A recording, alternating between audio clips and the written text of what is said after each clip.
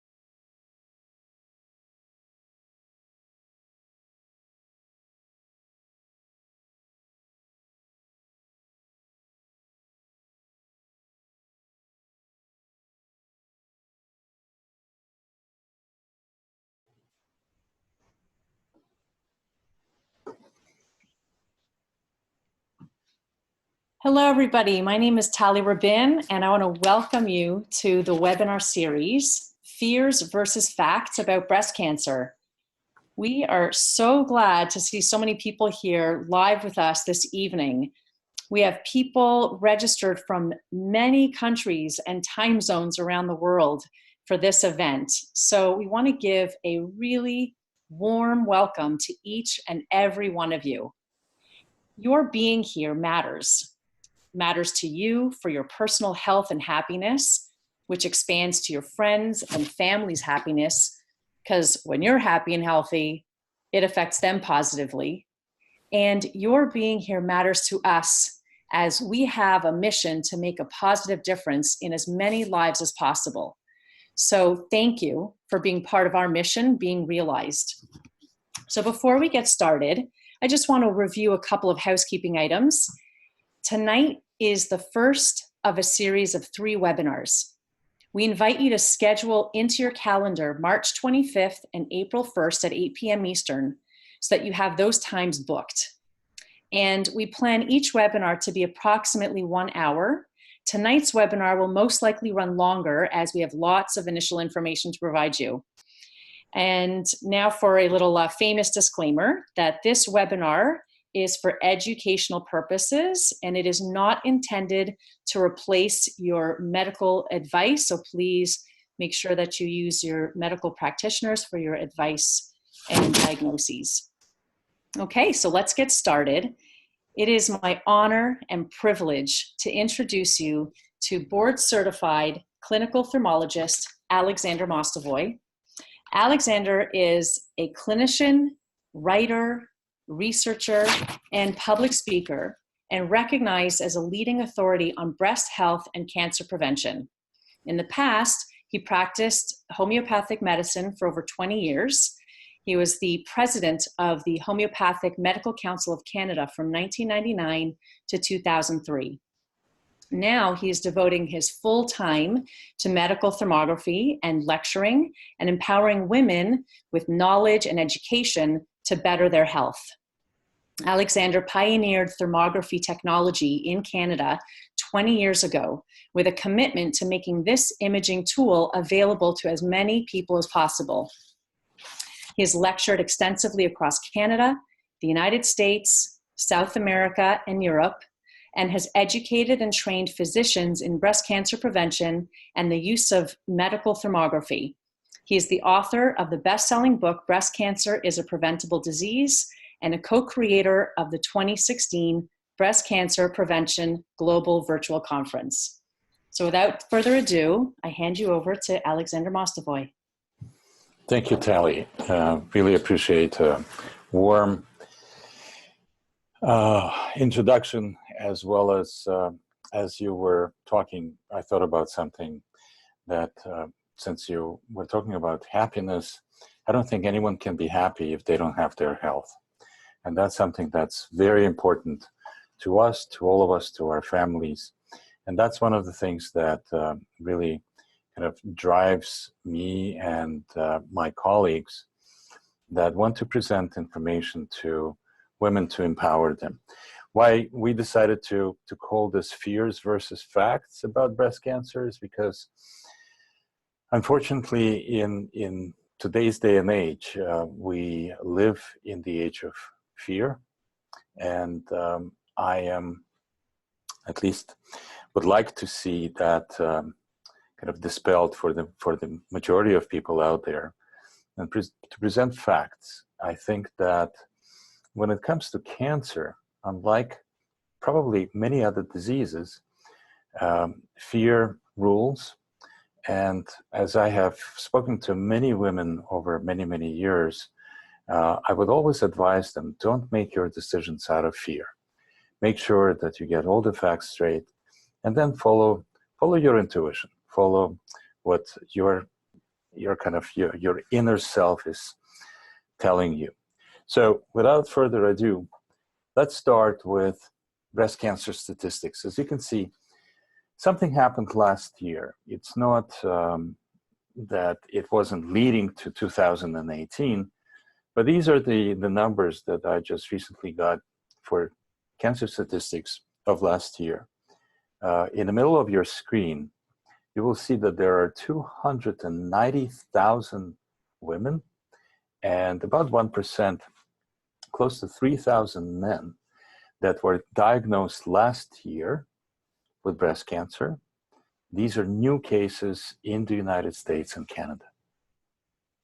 Now, if we look at the worldwide incidence of breast cancer, close to 2 million people were diagnosed with breast cancer last year alone.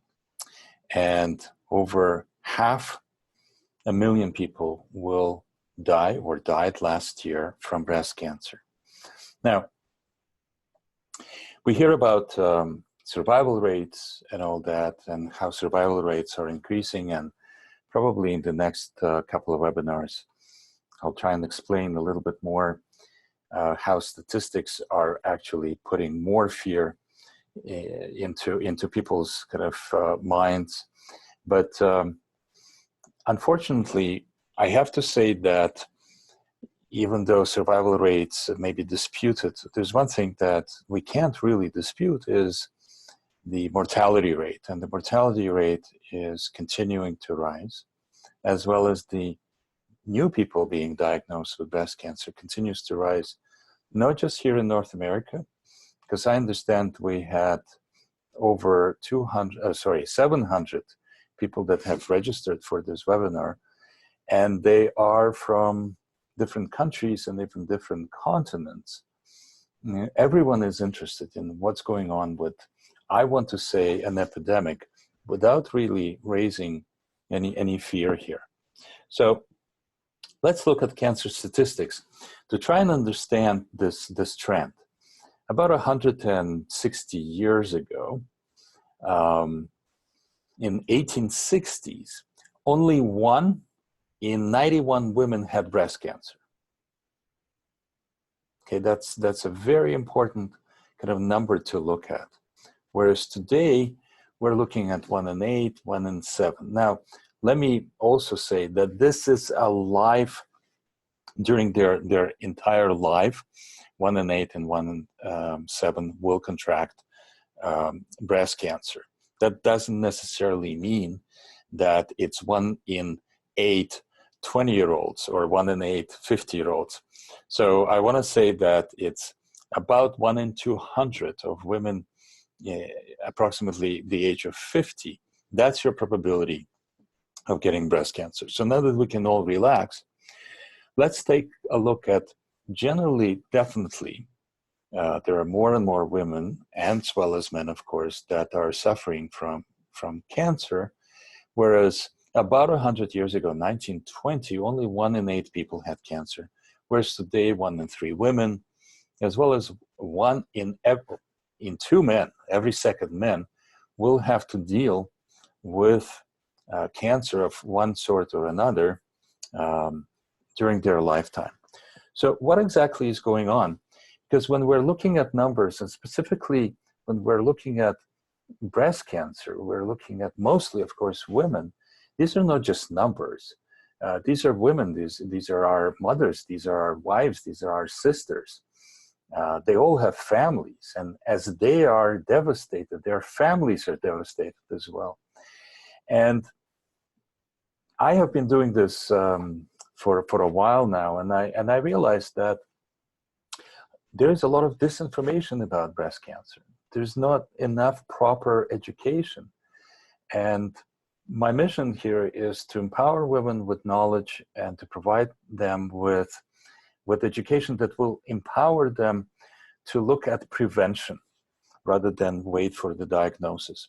So the current paradigm, and unfortunately this is the paradigm for the whole of the Western medicine, is that we're waiting for something to break, then we can at best try and fix that. And I like to use the analogy of an iceberg. So what you see above the surface of the water is only 10% of the mass. 90% of the iceberg is actually below the surface. However, with modern technology, we can only kind of see and diagnose and treat only 10% of what we see in front of us. We would like to, at least I would like to see that we can start addressing the 90% what's under the surface of the water. This is where we can do a lot of prevention, and this is where we can change the paradigm. So in my opinion, there are three problems with kind of the way things are done today. First of all, we are mostly concentrating on screening, especially when it comes to breast cancer. And that screening usually rolls in the month of October, and everyone is scared into breast cancer screening. Screening saves lives and all that. And there's very little emphasis on risk assessment. Who is at risk? Who is not at risk? If you're at higher risk, should you be screened more vigorously? If you have low risk, maybe screening is not appropriate for you. And of course, there is absolutely no emphasis on prevention. We can talk about different things that may be related to breast cancer, but as far as general education of the public, there's absolutely no emphasis on prevention, and it's not even emphasized by the medical community. And I'm just surprised that, and actually I shouldn't say that I'm surprised. It just came to me that the reason we're not really seeing the progress that we all like to see is because there is no emphasis on prevention. So let's look at the cause of cancer. There's a big emphasis and a big push in the industry as well as in the media that cancer is caused by our genes. And that only causes fears, because if cancer is caused by our genes, and certainly we can't change our genes, then what kind of information are we bringing out to the forefront that, well, you can't change your genes, you may as well just sit there and wait until you get diagnosed? I don't think that this is true. The fact is that only 2% of cancer is genetic in origin. 98% of cancer is caused by lifestyle and environment. And I guarantee you that 100% of cancer is influenced by lifestyle. Even those women that have a genetic predisposition with BRCA1, BRCA2 genes, that is still, 50% of them will get cancer, 50% of them will not get cancer. So what expresses that gene is influenced by the lifestyle. And what I mean by lifestyle is nutrition and everything else that we're surrounded with. So this is a map of breast cancer rates of incidence globally. And you can see in red is the highest incidence of breast cancer, whereas in dark green is the lowest incidence of breast cancer. And you can almost see that breast cancer specifically is a geographic disease, In other words, in North America, in Argentina, in South America, in parts of Western Europe, in Israel, in the Middle East, in Australia and New Zealand, we have the highest incidence of breast cancer, whereas, let's say, in India, in China, in sub-Saharan Africa, is the lowest incidence of breast cancer.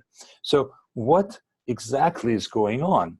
And recently I was doing some research. I came across a very, very similar map of men and prostate cancer, and specifically men that consume dairy products.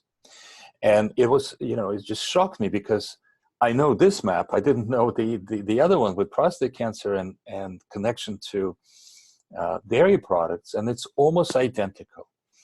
So, maybe there's something to it. Now, as I said, to me, prevention is the emphasis that I would like everyone to kind of to practice and to see. And, it kind of makes the cure unnecessary in many cases. Not that the cure is not important, of course it is, but if we can prevent, then obviously there is no need to cure. So breast cancer, as far as I'm concerned, is a preventable disease. Can we do this with just about everyone? Probably not. I think that we can do that if we start early with the majority of people. And that's why I actually named my book, Breast Cancer is a Preventable Disease. So let's change our focus from breast cancer awareness, which is, again, fear, to breast cancer prevention, which hopefully will lead to action. And it's about action that we're going to be talking this hour and next couple of webinars. And I hope that you will stay with us and take whatever it is that you need from this information. Here are the known risk factors. So, of course, there are many, and we'll go very quickly through them. Now, let me just premise this, that we're not going to cover everything. Time is limited, and we're only going to do 3 webinars. So I have decided to choose the top 3, right? And, with kind of talking to many women over the years, I kind of can predict what kind of questions they would ask because they're very similar. And so I kind of picked the top 3, in my opinion, and from my experience of other people asking me, which are the top 3, which is the most important one.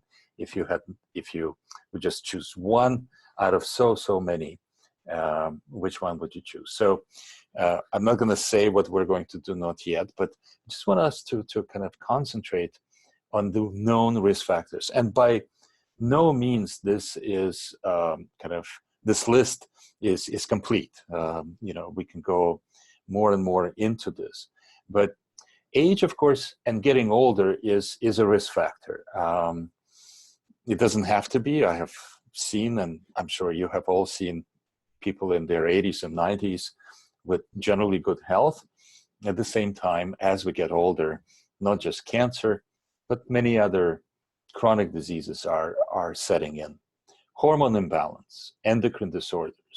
Of course, diet and nutrition is huge. Sedentary lifestyle. We're all sitting in front of screens. And I hate to say that. We're all doing this right now as well. Radiation exposure. Environmental toxins. Iatrogenic diseases. If anyone is not familiar with the term iatrogenic, it's diseases caused by other medications. Overweight.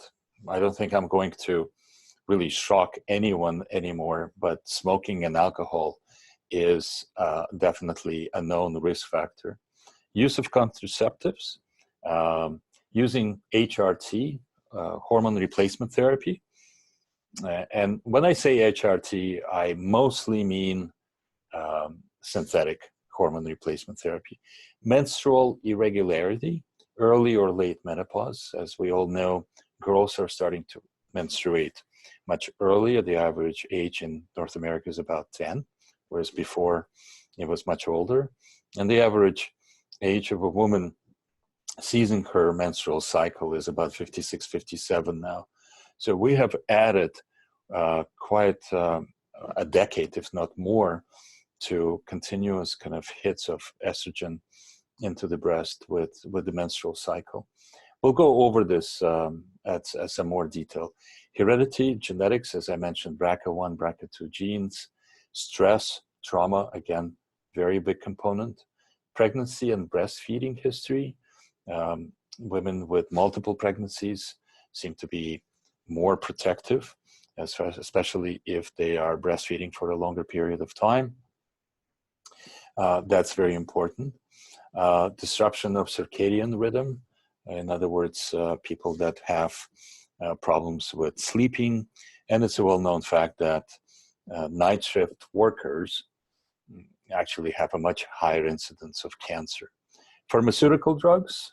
And finally, oral and dental pathology. Many of you may or may not know. It's a big subject as far as I'm concerned because nobody's talking about this. So as I mentioned, what are the top three? Probably next slide. I also want to show you a couple of not just root causes, but also cofactors of cancer, such as chronic inflammation, such as oxidative stress, acidity, environmental toxins, of course, nutritional deficiencies and all that. And so having decided on the top three, here's what we're going to do today. Today, we're going to kind of delve into the mind-body connection as well as oral dental. Can your mind make you sick? I guess you have to answer that yourself, but from my knowledge and experience, you definitely can. And I not only talk, but I also try and visit as many medical conferences as I can. And we go from conference to conference, and everybody is talking about oxidative stress and this molecule and this cellular structure and this drug or this herb or this therapy. And I seldom see anyone actually talk about disease from the mind-body connection. So that's why I wanted to raise that first. I also seldom see anyone talking about oral dental health as well. And ask yourself a question: when was the last time your family physician asked you about your dental health? And I don't mean just kind of cosmetically, teeth cleaning, which is definitely important, but that's not what I mean by oral health. So there is a psycho-emotional connection. There is stress. There's carcinogenic personality that I would like to talk about. And that's what we're going to be doing today. Now, next week, I want to tackle a huge subject of hormonal imbalance that will include endocrine disorders, that will include thyroid, adrenals, estrogen dominance, and so on and so forth. So I hope you will come and join us at that point as well, which is next Monday at the same time. And finally, as our last session on April 1st, April Fool's jokes, please. We are going to be talking about another huge subject, which is nutrition. From the standpoint of inflammation, different types of diets, acidic versus alkaline, detoxification. Obviously, if you can't properly detox, you're going to get sick very, very quickly. And we will also cover things like food and nutrients in cancer prevention. And again, something that I've heard recently, that when someone said that your health will depend more on what you don't eat than what you eat. And I think it's actually quite an interesting statement to make. So let's start with today's mind-body connection. And we have a lot of ground to cover, so I apologize if we go a little bit over the limit. What is disease? Dr. Samuel Hahnemann has, in case you don't know, he is the founder of homeopathic medicine. Disease, in his words, is a mistunement of a vital force.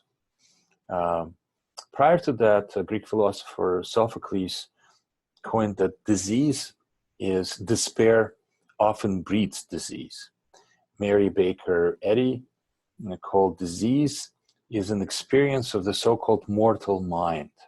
It is fear made manifest on the body.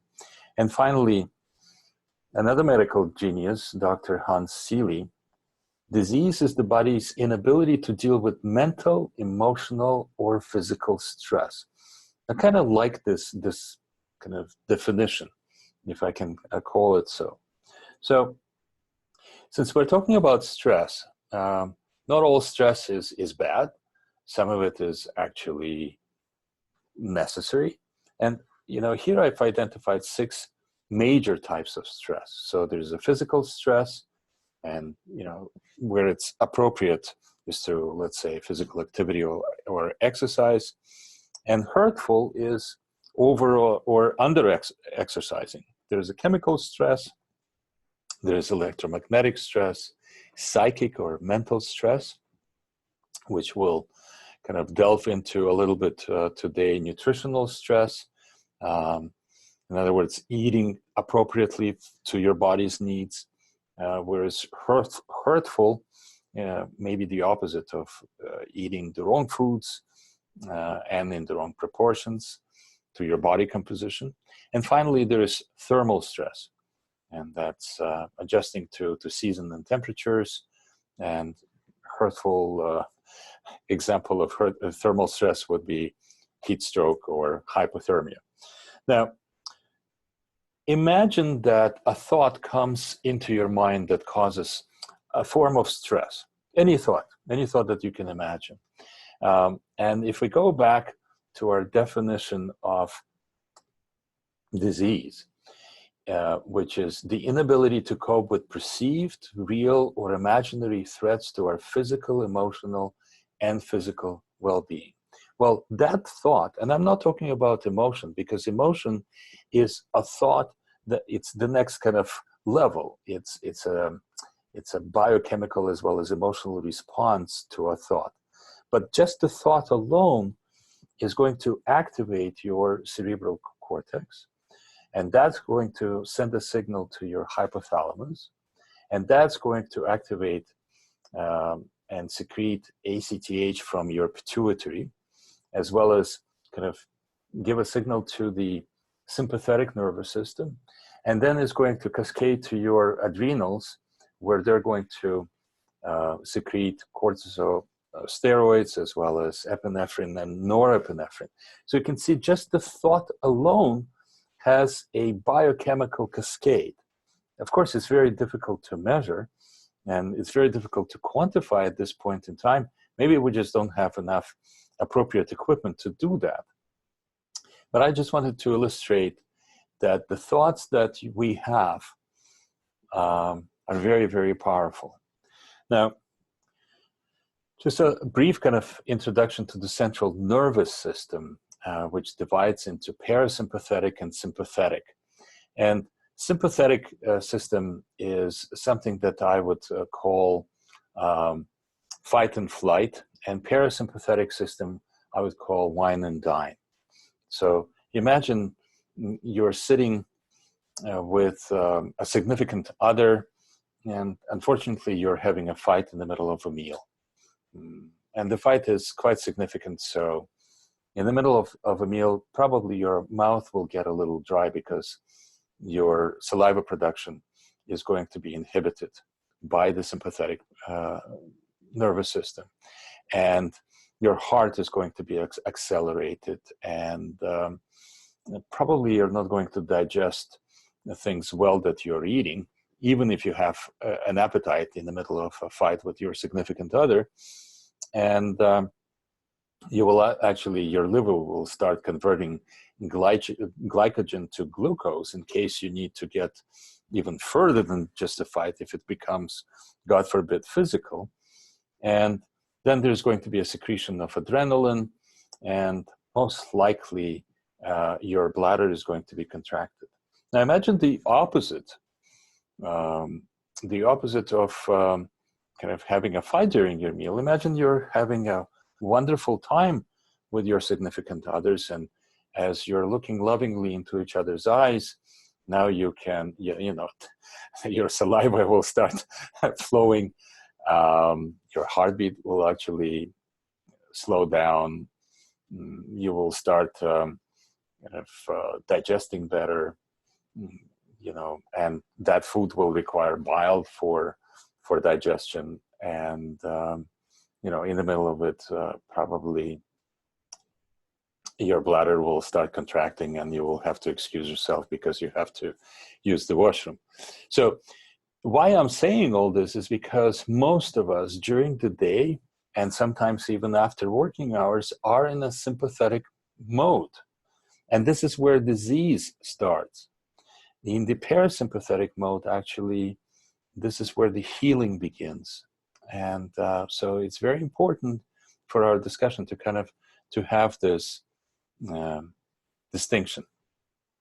So here's an illustration of a stress pathway. Now, it could be caused by thought, it could be caused by trauma, toxicity. And what's interesting is that, you know, chronic stress will actually rob you of your progesterone, which is an important hormone, from normal healthy function to use, and will produce cortisol. Cortisol is a hormone of stress, and chronic stress will lead sooner or later to chronic fatigue. Now, I don't know, maybe you've noticed that I like to use icebergs as an illustrative aid, but here's another one. So your conscious, active identity, creative solving problems, that's your consciousness. Your subconscious is more to do with habits. It's more to do with instincts. It's more to do with your temperament. And 5 to 10% is actually conscious versus 90 to 95% is sitting deep, deep down in your subconscious. And that's why I want to use this analogy of an iceberg. So your thoughts actually influence your brain activity, while the brain releases chemicals that matches your thoughts. When you're stressed, you release different chemistry. And when you're in harmony, also you release different chemistry for your environment.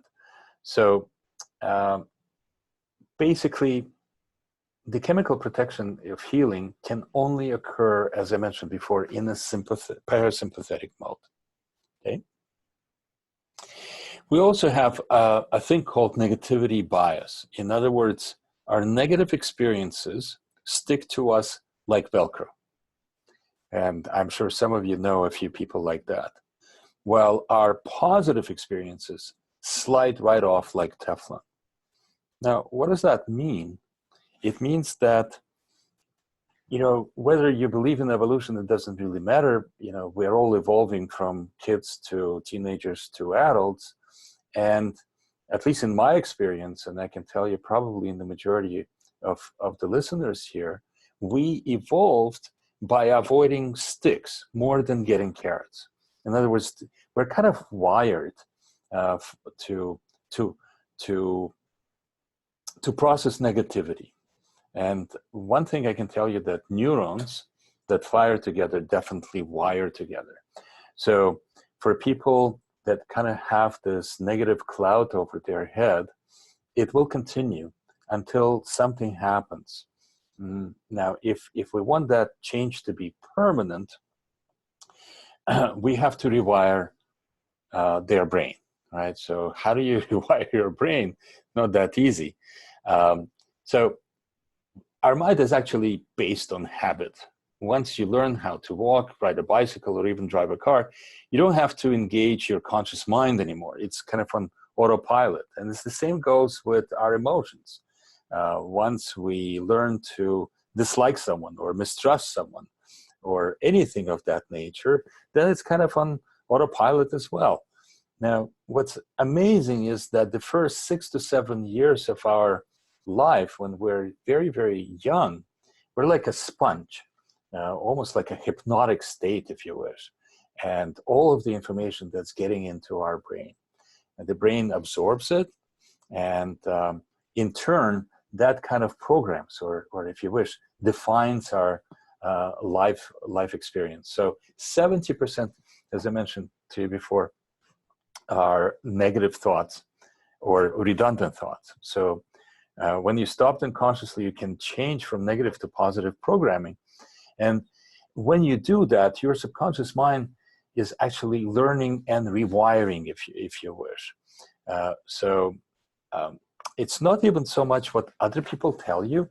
I can tell you from my experience dealing with a lot of people, it's what people say to themselves, because what people can tell you, you're kind of on guard, and we all filter, at least some more than others, what other people tell us.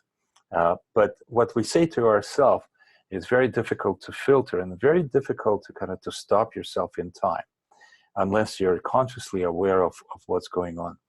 And why I'm talking about this is because this is, if not kind of starts the disease process, it definitely predisposes people to certain diseases.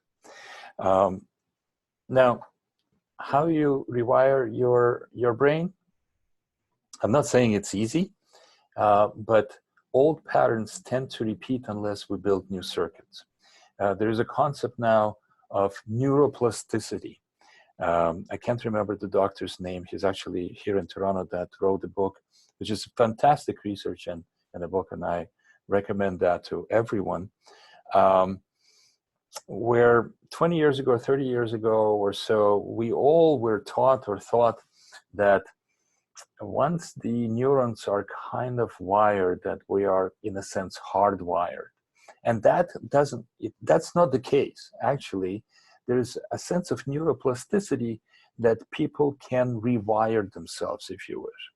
So a simple thing is, if you repeat a new thought or behavior for 45 days without fail, then it creates a new trail, right? And this is the way you can kind of change your patterns. As I said, I'm not saying it's easy, but it is possible. And in some cases, it is very necessary. I've seen many people that suffer a great deal of angst and anxiety and all sorts of physical pathology, not necessarily because of the way they think, but something is stuck in their mind from 20, 30 years ago, and they keep replaying that. And that's, of course, detrimental to their health. So I want to bring out a couple of other notions here of placebo versus nocebo. I think most of you know what placebo is, but I don't think many of you know what nocebo is. And placebo in Latin means I shall please, whereas nocebo, again in Latin, says I shall harm. So both nocebo and placebo effects are entirely psychogenic. So there's no biologically active compound, and the reactions are based on the subject's expectations, how the substance will affect them. And I'm not sure if you know, and some of the, I'm sure you know the case of Mr. Wright. The case of Mr. Wright was documented, I believe, in the 70s. Mr. Wright was suffering from terminal cancer, where he had lesions the size of grapefruits all over his body. And the prognosis naturally wasn't very positive. He heard about a drug called cribiozin. And he came to his physician in the hospital and said, I understand you guys are doing a study on cribiozin. Please put me on. He was rejected because they said, listen, we need someone who is going to probably pull past 3 months, and I don't think you will qualify. He was very persistent, and eventually they gave in. They gave in and gave him a drug called cribiozin at the time. That was done on Friday afternoon, and the attending physician left the hospital, returning back on Monday. And to his surprise, Mr. Wright was out of his bed, all of his lesions miraculously disappeared. He was, maybe not completely in remission, but definitely 90% better. Within a couple of days, he was discharged from the hospital, restarted his life. He was even flying a plane. And then on the radio a couple of months later, he heard that the drug company that was promoting Rewiring, actually, that their expectations weren't met. He was very disappointed, and within weeks, he succumbed to cancer again, his disease, ended up in the same hospital. Now, his physician was a very smart man, so he realized what happened, and he came back to Mr. Wright saying that, that batch of Rewiring that we gave you, that was wasn't really the best quality. Now we got a new shipment, and I'm pretty sure that it will work well. And he injected him with distilled water.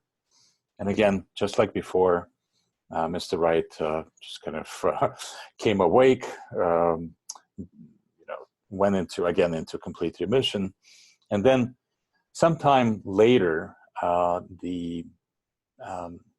I think it was the medical association, there was some kind of news. I don't remember exactly what happened, but he heard that the drug Rewiring was a complete failure from the clinical trials that were published.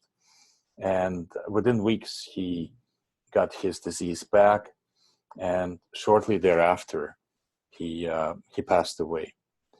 He lost all his hope in this drug Rewiring. So that's a perfect kind of famous story of what placebo can do.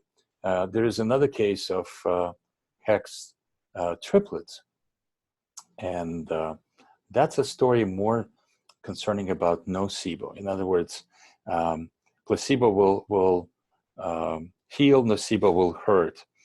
There were these three triplets that were born in a hospital. I believe it was somewhere in Alabama, and the nurse or the midwife, don't ask me why, for some reason hexed them and said that one will die at 16, the other one will not live to her 21st birthday, and the last one will also kind of pass on by the time she's 26. Someone unfortunately told these three sisters the story, and guess what? The one who passed at 16, the other one passed away at 21, and the last one, the day before her 26th birthday, showed up in a hospital emergency, hyperventilating, begging doctors to save her life. And she passed away in the middle of the night just before her 26th birthday. So that's the power. Why I'm saying this is because words can heal, and then words can kill. So you have to be very, very careful, especially when it comes to people who are susceptible, what we say to them and what they hear. I wish something like that. There's a course for medical practitioners that would learn the power of nocebo, where they would not prognose or diagnose when someone is going to pass away. You have 3 months or you have 6 months. I think it's inherently wrong, and no one can predict or especially say something like that to a patient. So there is definitely a psychogenic effect. The hand that gives the medicine is just as great or even greater in importance than the medicine. And I see this many, many times. I see that in people that I talk to, and they say, I don't have a good relationship with my physician, or, I'm afraid to say this to my doctor. And I always say, this is not fair to you. You have to find someone that you get along with. You have to find someone that you respect and respects your point of view as well. So rented lips. Healthcare providers need to be the source of care and healing. and not the source of fear. The French kind of term for doctor is actually not necessarily a healer, but it means to teach, to educate. And that's basically what needs to be instilled into our healthcare. Now, we also know that married people live longer, provided, of course, that they live in a happy marital relationship. Happy people less likely to get heart disease, that's for sure. And even religious people live up to 10 years longer. Okay, these are very, very important things that I think everyone should at least ponder. If you are not in a relationship that brings you pleasure, and of course, I don't mean that it's kind of a bliss that continues. We all have issues, but generally, relationships need to bring joy and empower us with health. And I want to share with you a patient that I had many, many years ago when I was still in clinical practice, that she came to me. She had something like 6 surgeries. They would excise a tumor and it would appear again. They would excise it and appear again. And she had several bouts of chemotherapy. And anyone who's had chemotherapy, especially several times, she developed an edema in her kind of axillary region. And she also had her sentinel nodes resected. So she came to me and I worked with her for a while. The edema subsided. She started feeling better. She lost a little bit of weight. She started looking better. She started exercising. She got back to work. And on her annual or semi-annual kind of follow-up with her oncologist, she went to see her and, excitedly walked into her oncologist's office and sharing quite naturally that, look, my edema is gone. I'm back to work. I feel great. I feel like $1 million and on and on and on. And for some reason, her doctor sat her down in the chair and she says, lady, do you realize you have an incurable disease?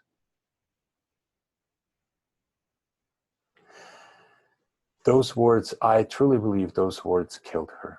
And unfortunately, she didn't make it. A couple of months later, she got a recurrence, and at that time, she passed away. So again, the psychogenic effects are very, very powerful. And if you are a patient or a patient advocate, if you are a healthcare provider, you need to understand this, and you need to either kind of give hope instead of fear, or protect yourself from statements like that. The psychological expression and psycho-emotional state. So in my opinion, 1/3 to 2/3 of all healing comes from the placebo effect. We can dispute the numbers, but I think that most of us inherently know and understand that all healing is self-healing. You definitely need some kind of help from the outside sources, but healing is self-healing. And it's not a process, but to believe in the process. That's very, very important thing to understand. In other words, many times a patient's symptoms will actually disappear on the way to a doctor's office. So they know that they're going to get better as soon as they get to see their physician. And on the way there, things gonna get resolved. And I'm sure some of you have had this experience. Now, Spontaneous Remissions Project, that's a database compiled by the Institute of Noetic Sciences. You can search their website and you can see a lot of data has been recorded where people go into spontaneous remissions. As a matter of fact, statistically 30% of all cancers will go into remissions on their own. We just don't know which 30%, but that's a very interesting statistic. I have another kind of short, very short story about a former patient of mine who had severe fibromyalgia. If any of you have had or know someone with fibromyalgia, you know that these people are very, very low on energy.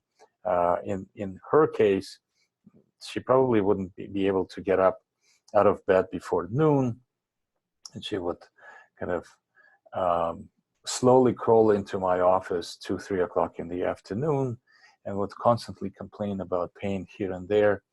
And then one year over a Christmas holiday, she ended up going to Cuba. And then she comes back to my office sometimes mid-January. I haven't seen her for a while. And it's almost like talking to a completely different person. So I asked, how was your Cuban vacation? And she says, oh, it was great. I enjoyed going there. I was there for 2 weeks. I was there alone. I didn't have my kids with me. I actually was dancing every night. And I said, what? Hold on a second. Did you say you were dancing every night? Yes. And she didn't even realize that she completely changed while she was away. And then her symptoms, of course, came back on kind of on arrival back in Toronto, where she lived at that time. And that's another interesting example. As we disconnect from our environment, sometimes we even need to disconnect from our loved ones, that a person may actually transform and change their pattern. She's no longer bound to other people that know her as a patient with fibromyalgia. She obviously has other things than her disease and pathology. So BRCA1 and BRCA2 genes, these are genetic kind of predisposition to getting breast cancer. And 50% of them will get it and 50% will not get it. What's the difference? I would like to propose that the difference is lifestyle, the difference is fears, concerns, and certainly attitude. So really, it's not what's going on, it's how you react to it. Now I want to talk a little bit about the carcinogenic personality profile, which is actually the subject of my graduating thesis. The carcinogenic personality has several traits. In other words, there is usually some form of loss, some form of grief, relationship status. And we know in many, many examples where, one of the partners in the couple passes away and then the other one passes away shortly as well. That's kind of obviously an extreme example. People with carcinogenic personality also tend to have sort of unfulfilled passion. In other words, self-expression is not fulfilled. I attribute this work actually to Dr. Leshan, who was a psychologist in New York Hospital, who coined that phrase, that he saw a similar kind of personality profile with lack of self-expression in his patients. Unworthiness or self-dislike, avoidance of conflict. You want to avoid conflict because it creates chaos, depression in many cases, tension in parental relationship. These people probably had some form of tension, who hasn't? But in this case, it's maybe a little bit more intense than with the rest of us. And they're other-centered. What I mean by other-centered, many women will recognize themselves in kind of other-centered people. In other words, they will provide for their kids, they'll provide for their family, they'll do everything before they do something for themselves. And that's what I call other-centered. And, if you recognize certain traits within yourself, not all is lost. I certainly think that knowledge is power, and if you are recognizing certain trends here, there are certain ways to correct them. I always think that, if you're looking for help, you can find the right individual, being psychotherapy or a healthcare practitioner or someone else. But all you have to do is recognize certain patterns here. Now, carcinogenic personality, usually these are responsible people. They're very sympathetic, but at the same time, they could also have a little bit of a martyr mentality. They're always kind of on duty. They're also fastidious, perfectionists. They're sensitive. And there's a deep-seated resentment, or the essence of resentment towards something. As I said, they're other-centered, and underneath this all, there are a lot of fears. Of course, they compensate. We're talking about a deep-seated personality complex and a profile that's kind of that 90% of the iceberg. The compensation is the top 5 or 10%, and they may look very, very different. But if you start digging, you'll find some of these traits. And what I mean by that is that this personality basically lives a life of fear. And that's very, very tragic. For them, it's not really a question of whether or not they'll get cancer. It's just a matter of when. It's not what I'm saying. It's actually what I've heard many of these personalities express to me. And of course, as we all know, the greater the fear, the greater the susceptibility. So my advice to some of you that may have recognized some of these traits, please talk to someone and get some professional help. So there is a possibility of recovery and prevention. I don't think it's a one-way street. I don't think that as we get older, we have to get progressively worse and worse and worse. That's not my philosophy, and that's not definitely what I believe in. But to do that, you need some form of a purpose. And you can create that life of purpose, and that will drive you. Practice positive thinking. I'm not a proponent of those people, think positive and things will turn around. But there's definitely something to it. As I said, positive thinking people most likely are not going to be susceptible to cardiovascular disease. Start with kind of digging with new perceptions, changing the old rules. There's going to be maybe renewed hope. So the change in psycho-emotional state, I almost guarantee you, will change the physical state as well. As I said, we're all kind of trained or brainwashed into thinking that this pill is going to help me, or if I don't eat this, but if I eat this particular food, that's going to help me, or if I find this doctor instead of that doctor, that's going to help me. And maybe this is so. I'm not knocking that, but the physical state is not going to give you long-lasting kind of results unless you change what we would call the milieu, the soil. The soil is really the psycho-emotional health, and that's what feeds all these kind of little streams that eventually become kind of pathological things that we call disease. Just some studies, stress management, 227 breast cancer survivors were randomized to psychological intervention or assessment only. And after 11 years, intervention group had 56% reduced risk of death from breast cancer, and 49% reduced risk of death from all causes. Another study, 260 breast cancer survivors randomized for 10-week group based on CBSM, I forget what this is, some form of therapy, versus one-day psychosocial seminar.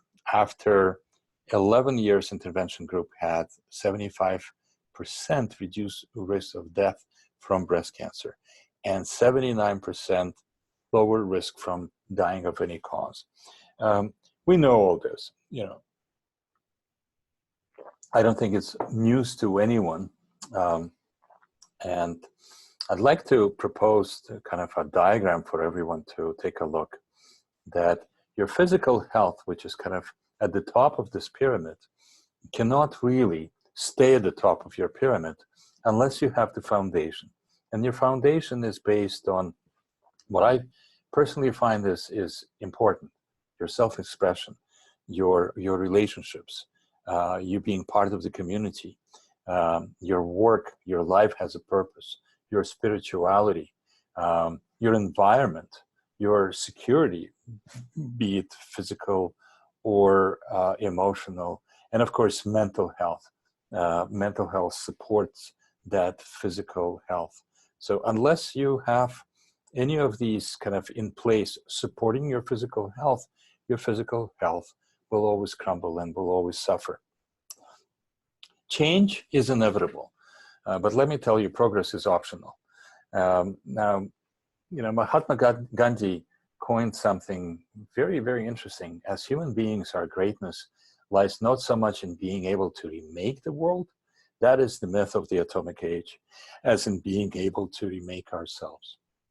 Of course, it's much easier to be other-centered, as I mentioned before, and it's much easier to see faults in others. But start digging yourself, and then maybe you'll stop picking on other people. Change your perception, change your life. Albert Einstein said that we cannot really solve our problems with the same thinking we used when we created them. Makes sense. And so, sorry, let's just skip one. I want everyone to take just 2 or 3 minutes, and we'll go through a very quick exercise right now.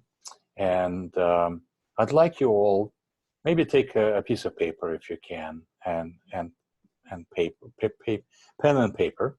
And I'd like you all to kind of write down or think, what are your triggers? You all know what kind of triggers you. You know, what are your triggers? Okay. And then imagine that you're triggered. What usually happens in your body? Do you start shaking, or do you kind of fall into yourself? Does your heart start beating? You know, what's the effect of your body? And what emotions do you feel when this happens? Do you feel sad? Do you feel angry? Do you feel abandoned? Things will come up. And what happens to your thinking? What are you thinking when something like this happens? Record your thoughts. You may want to come back and do this again and take a little bit more time and take it a little bit deeper if you wish. And what thoughts do you have? And finally, what do you say to yourself when you're triggered? Okay. If you go through this process, I can almost guarantee you that you will get some insight into, not only into your triggers, but how you express your emotions and how you express your thinking. And also, I want you to kind of understand, how do you label other people or situations in this case? Because that's very important. Because do you label them with angry words? Do you label them? Most likely you do, otherwise you wouldn't be triggered. Pay attention to this. I think it's a very important and helpful exercise, and it may reveal a few things that possibly you haven't noticed about yourself. Now, if we're talking about survivors of breast cancer, again, I want to bring your attention to some things that were published on PubMed, and a randomized controlled trial, clinical homeopathy significantly improved global health status and subjective well-being in cancer patients. An observational study of 100 cancer patients, use of individualized homeopathic resulted in significant improvement in anxiety and depression. And and so on and so forth. You can look this up yourself. And what I'm suggesting is not just, like go and find someone who practices homeopathy. It doesn't have to be. That has been my experience in the past. You can draw on your experience or go to people that you are working with already. If you're a survivor, you need to try and address the psycho-emotional health. And I think it's very important to make sure that you continue with your good health. So the takeaway from this session is identify your major stresses in your life.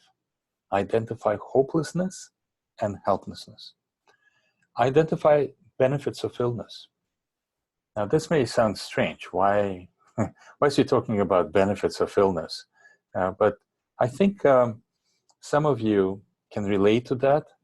There are many people that, again, I have seen in my kind of clinical experience where they would come in and say, I have this, this, and this, and they almost identify with their condition.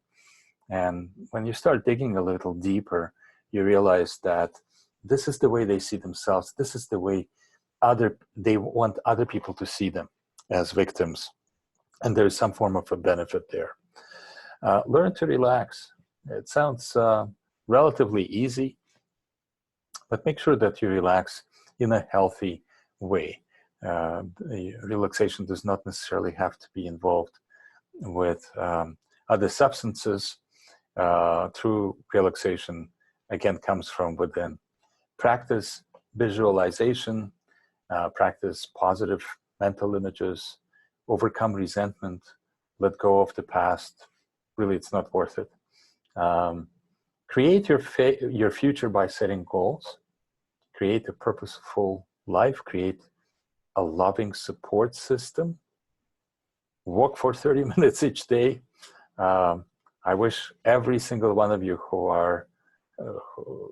who's with us today at least commits to 30 minutes of walking each day. And if you change your perception, I guarantee you can change your life. So choose between illness and health. Now, here's the second portion of this webinar. And as I said, I apologize, we're going to go a little bit over, but next 2 weeks, I'll try and stay within the 60-minute limit, 60-minute limit. Now, why I want to talk about oral health and breast cancer is because, as I said, very few people talk about it, very few people know about it, and hardly any of the healthcare professionals know about this as well. So as I mentioned before, when was the last time your family doctor asked you about your oral health? So what's the connection, you will ask? Well, here's the connection that's quite obvious. The gum disease connection. Women who had gum disease are 11 times more likely to be diagnosed with breast cancer. Let me tell you that 75% of us do have a form, severe from kind of less severe to severe of gum disease. And it's a very important subject. And even very few conventional dentists talk about this with their patients. Now, so what I'm going to present may be new to you, maybe not, because I've been talking about this for over 10 years now. But please stay with me a little longer, and I'd like to kind of provide you with information about something that I really feel is very, very important, not just with connection to breast cancer, connection to just about any disease, and specifically to cardiovascular disease. By the way, there are more women dying from cardiovascular disease than breast cancer. It's just not as scary as the word cancer. So here's a periodontal pathogens. In other words, the bacteria, and I apologize, the picture is not very pleasing to some of you. Maybe we should have had a disclaimer that images are maybe disturbing. And so on the left, you can probably recognize someone's mouth. On the right, if you don't recognize, that's a picture of an arterial wall that's full of plaque. This plaque contains the same bacteria that you have in your mouth. This is a book called Hidden Epidemic. As a matter of fact, last week I was at a medical conference with International College of Integrative Medicine, and the speaker there was Dr. Levy. I've heard him before, and I had a chance to chat with him. Here's a book. You can get it on Amazon. And Dr. Levy he's published, I think, 15 or 16 books on different subjects. One of them is specifically called The Hidden Epidemic, how silent oral infections cause most heart attacks and breast cancers. And more than this, over 95% of chronically infected teeth are asymptomatic. In other words, we're kind of used to go to a dentist. Probably not everyone likes going to a dentist. I may be an exception myself. I like my dentist, so I just go there to hang out. But probably most of you hate going to a dentist. And the only reason you go there is either to have a checkup or if you're in pain. Why would you go to a dentist if you're not in pain? And that's what I mean by silent epidemic, because these infections are asymptomatic. Up to 70% of chronic sinusitis have infected maxillary teeth. In other words, teeth that are just under the maxillary bone are also infected. And I have had I don't want to say many, I have had a few patients that have had chronic sinusitis and eventually turned out to be infected teeth. So here's an illustration of gum disease where you can see healthy tooth and gum on the right side of your screen, and periodontal pocket develops and plaque sets in, and that leads to inflammation. And on this screen, you can see normal tooth versus periodontitis. As you can see on the right, that pocket is created, inflammation is created, bacteria sets in, and that leads to bone loss. That, of course, leads to also, it's affecting your tooth as well. Root canal treatments, I have to tell you that I am a big kind of, what's the term, without offending anyone,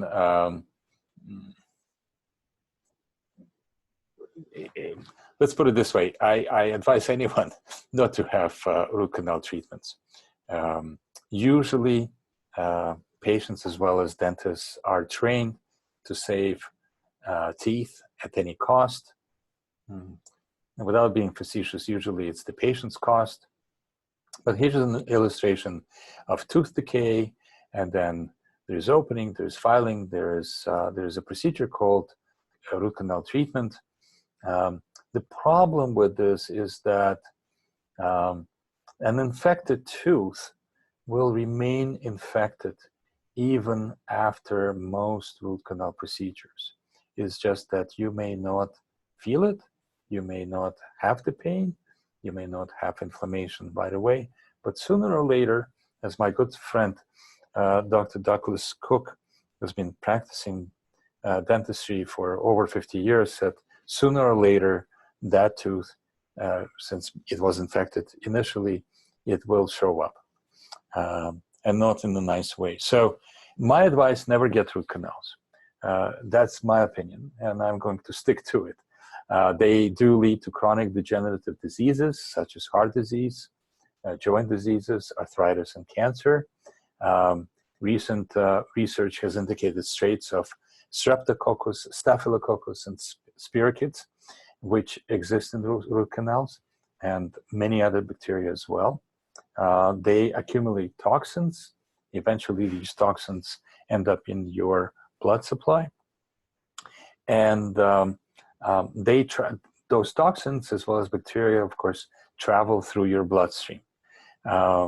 So antibiotics actually will not kill bacteria formed in your root canal, because the dead tooth does not have blood being supplied to it. So antibiotics will not be able to reach that. And as toxins in root canals leak into the bloodstream, every time you bite down on food, these toxins travel into the blood with open access to any location of the body with weak spots. Chronic apical periodontitis, short abbreviation CAP, is a group of inflammatory diseases caused by microorganisms, mainly bacteria infecting the necrotic root canal system. Another kind of study was done where apical periodontitis is a complex multifactorial condition originating from an infected necrotic pulp or failed endodontic treatment.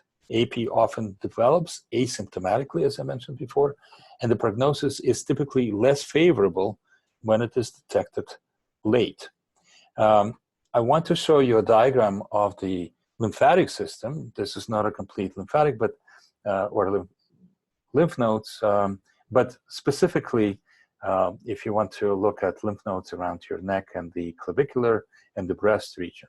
So as you can see, if you have inflammation in your jaw, upper or lower, it has to be cleared by the lymphatic system in the area locally. And through the lymphatic system, things also get spread as well. So I want to emphasize lymphatic drainage. So on the right side of your screen, as you know, I do clinical thermography now, 20 years. So we have collected a lot of data and a lot of information. You can see this is a thermal image, and the right breast, which is actually on your left, has this big red blotch. You can, if you go a little kind of further, you will see more heat in and around the right axilla and heat in and around the right side of the neck. So even though the lymphatic system is designed to flow only in one direction, disease, inflammation, and the presence of oral pathogens will kind of show up, and it may actually go retrograde. In other words, it doesn't have to go in one direction. It can go in both directions, up as well as down. And therefore, sharing of lymphatically drained pathogens and toxins makes the head, neck, and chest especially sensitive to antioxidant depletion caused by root canals. And it's a major factor in causation of cancer in head, neck, and breast. Now I'll show you a couple of more illustrations a little later. Infected teeth and breast cancer pathogens, including the significant periodontal pathogen Fusobacterium, are significantly enriched in breast tissue from women with malignant disease. The same pathogen has already been strongly linked to cancer elsewhere, and it has been shown to secrete factors that promote a pro-inflammatory micronutrient, setting the stage for malignant transformation. In many women, chronically infected teeth cause much of the breast tissue to be continuously suffused by lymph-containing oral pathogens and their related toxins. This is a study that was published, I think, about 20 years ago in Romania, if I believe correctly, where they took 20 breast cancer people and compared with 8 benign breast lesions. And in the breast cancer, they found nickel and chromium, zinc, iron, mercury, and cadmium. And all of these substances are, of course, extensively, and I hate to say this, uncritically used in dental restorations, right? Especially mercury. So this is a chart called the meridian tooth chart. Meridian, for those of you who are not familiar, it's a Chinese system of energy, And I'd like to kind of equate that to electrical grid, if you wish. And we all know that humans are, or human beings do have an electrical grid. That's not kind of under dispute. But if you look at, let's say, the teeth here, the right upper, second molar, first molar, upper premolar, these are connected to the right breast. In other words, the energy changed in this location also changes the energy flow to the right breast as well. And the same thing goes in the upper to the left breast, and slightly different location with teeth on the lower jaw, where we have right lower second bicuspid and premolars in the lower right and premolars in the lower left. So what does this all mean? It simply means that that susceptibility on the energetic flow is kind of going, all the meridians actually pass through your mouth and through this chart. Whether you believe this or not, that of course that's your choice, but I decided to show this to you because I think that it's important. Chinese medicine has been practiced for over 5,000 years, and to kind of dismiss that as pseudoscientific, as sometimes it is kind of claimed by people, I think is just, to say the least, irresponsible. Primary sources of oral infection and toxicity. So number one is root canal teeth. Number two is chronically infected teeth. Again, typically asymptomatic with apical periodontitis. Acutely symptomatically infected teeth. Chronic periodontal gum infection inflammation. Cavitational gangrenes. In other words, after all the extractions, usually that's going to be about root canal tips or your wisdom teeth. There may be cavitational kind of occurrences there. And that creates a prolific environment for bacteria to set in. Chronically infected tonsils. Again, nobody is talking about this. 50 years ago or 100 or 60 years ago, many of kids have lost their tonsils, and that was the thing to do. Then we're leaving them in. But draining root canals and other infected teeth, some of the drainage or the bacteria will kind of stay within the tonsil area and inside the tonsil, and will continue to affect the patient. Infected dental implants, and finally, toxic metals, including mercury, nickel, etc. And I hope that everyone who's had mercury fillings by now is mercury free. So with the use of thermography, I get to see a lot of inflammation discovered with thermographic imaging, right? And you can see, for instance, the red spot here in this particular case in the lower jaw, whereas here it's in the lower and upper left on the right side of your screen. We also have the previous one, the one that I showed you before, who has had a confirmed breast cancer. Now you can see the difference between, let's say, the right breast and the left breast. The difference is quite significant.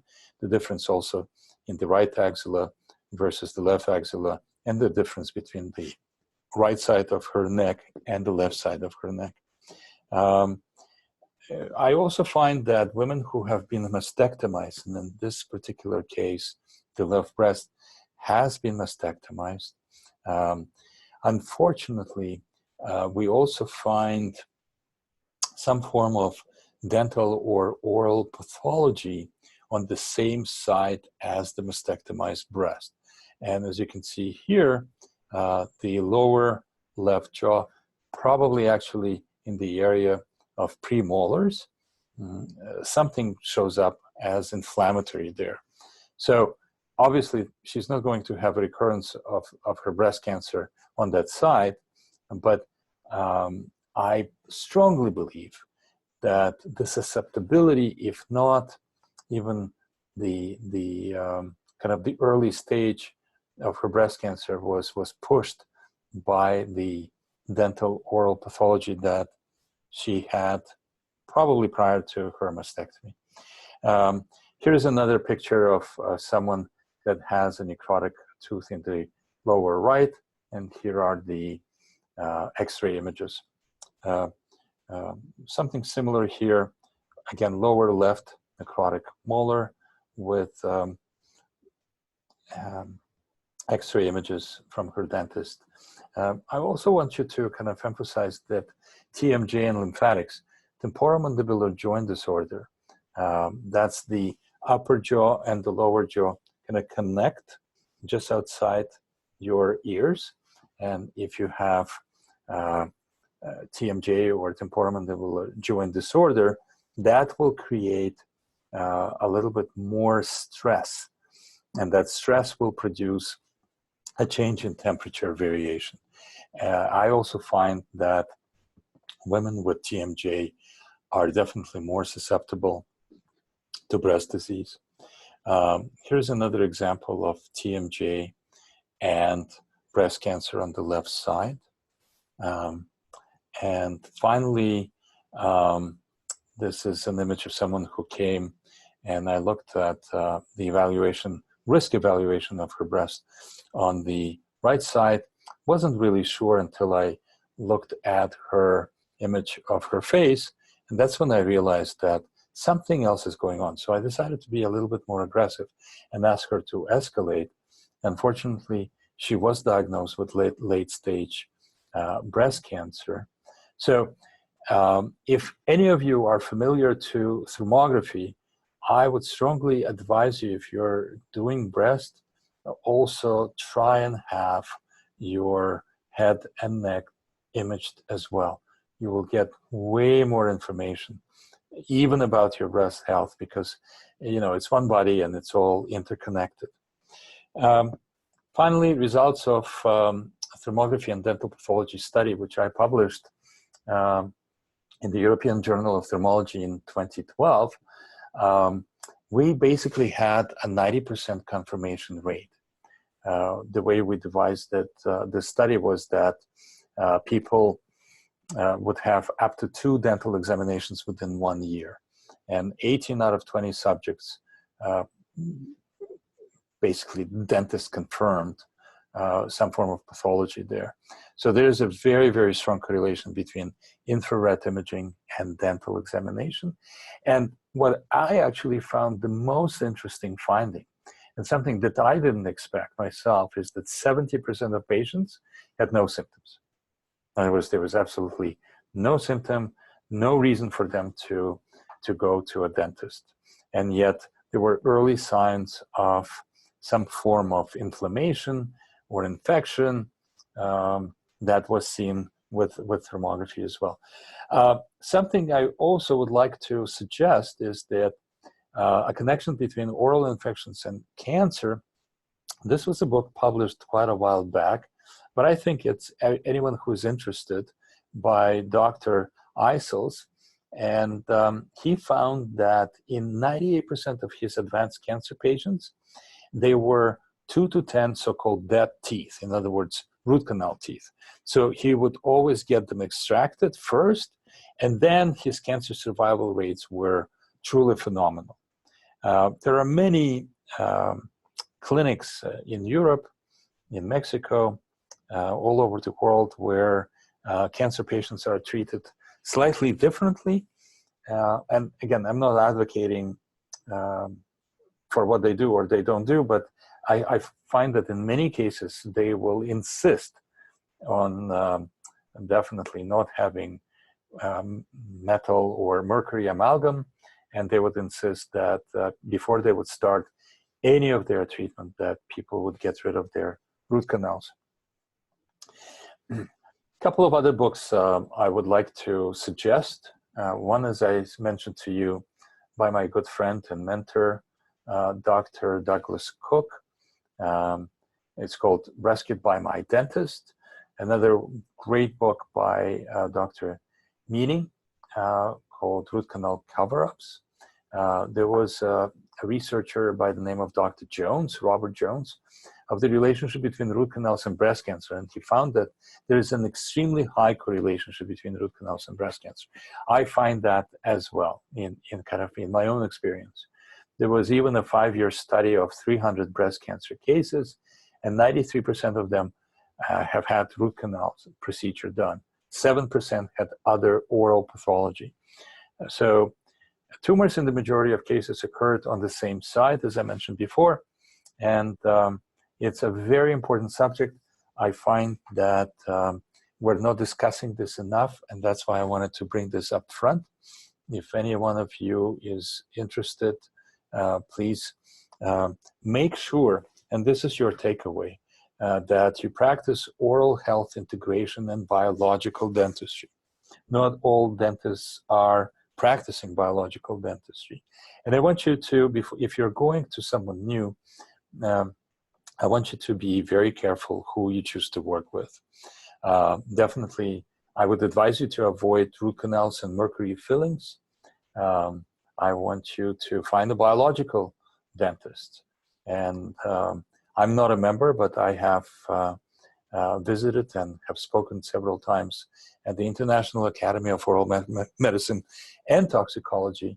And here's their website, www.iaomt.org. You can go there and see, and they have a list of their practitioners. And finally, I want you, the main reason we're talking about this is this. I want you to find a healthcare provider that will support and understand the connection between oral health and the rest of your body. Now, I know some of you get it. I want you to find people in the healthcare community that also get it, because then I think you can really do a lot of good things together. And I think we're coming to an end. So I wanted to kind of finish with a little reminder that if you don't believe in miracles, perhaps you have forgotten that you are one. We all love kids, babies especially, and puppies. And I want you just to take a moment and remember that at some point in time, your toes were just as cute, and you were just as small, and you were and still are a miracle that continues to this day. I want to thank you very much for attending this webinar. I think we took a little bit longer than expected, but I hope it was worth it for you. Next week, we're going to be talking about one of my favorite subjects, actually, hormonal imbalances and their connection to breast cancer.